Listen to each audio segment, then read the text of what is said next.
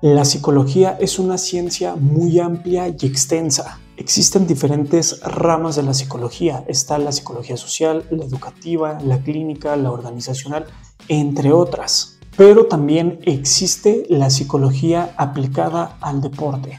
Quédate hasta el final para conocer qué es, un poco de su historia y también para qué sirve.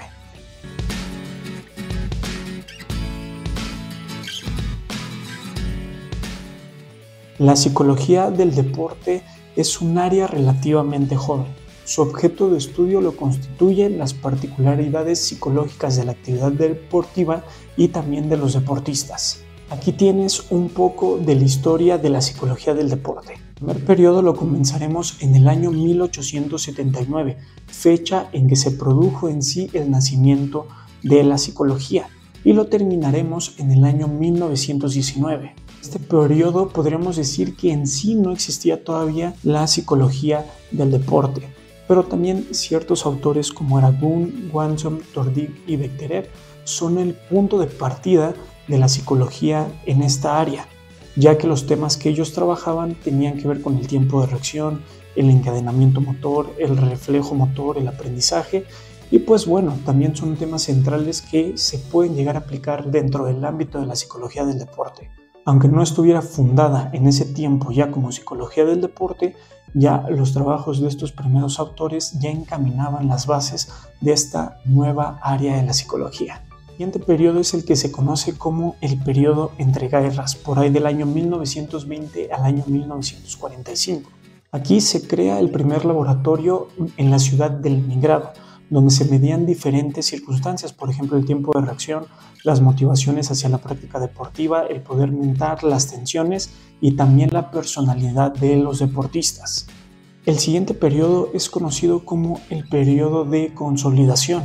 El inicio de este periodo inicia en el año 1965, ya que en este año se celebró el primer congreso ya de psicología deportiva o de psicología aplicada en el ámbito de deporte.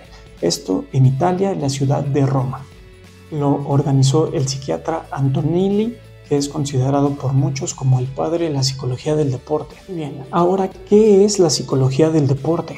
La psicología deportiva se definirá entonces como el campo del saber centrado en el estudio de las capacidades de una persona para practicar deporte, desde una perspectiva científica y analizando un antes, durante y después de la actividad deportiva con relación a sus procesos psicológicos. También analizará las reacciones físicas y psicológicas de la persona que practica deporte. Cierto es que en la actualidad las funciones de esta disciplina dentro del ámbito deportivo son muchísimas.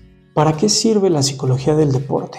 Y para responder a esta pregunta nos enfocaremos en las funciones de esta rama de la psicología. Número 1 sería mejorar los ratios del rendimiento. La mejora de los ratios de rendimiento a corto, mediano y largo plazo es la principal razón de ser de esta disciplina.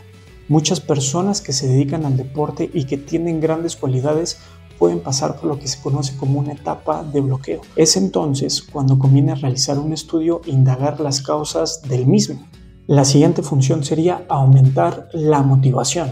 Motivación es uno de los aspectos clave al momento de querer aumentar el desempeño de un deportista. En estos contextos, estar en la temida zona de confort implica no crecer, y eso va en contra de las exigencias deportivas. Las personas que practican deporte pueden estar desmotivadas por varios motivos. En primer lugar, puede ser porque han conseguido todo lo que se proponían. También puede ser porque en su vida personal tienen problemas que pueden llegar a perjudicar su rendimiento. También la psicología aplicada en contextos deportivos puede interceptar para seguir aumentando esta motivación. La siguiente función sería fijar objetivos. La fijación de objetivos realistas es el elemento clave para los psicólogos dentro del contexto del deporte, y esto sirve para marcar la diferencia en el día a día y sobre todo a metas a mediano o largo plazo. Por lo general, lo que se hace es estructurar un calendario de objetivos para organizarlos, estructurarlos, y esto también se hace en convenio con el equipo. Todo esto apegado al realismo. Siguiente función sería la mejora de las dinámicas grupales en deportes que impliquen equipos. Las dinámicas grupales influyen de manera positiva o negativa en el conjunto, es decir, en el equipo. Por lo tanto, contar con un profesional especializado en psicología en contextos deportivos es la clave.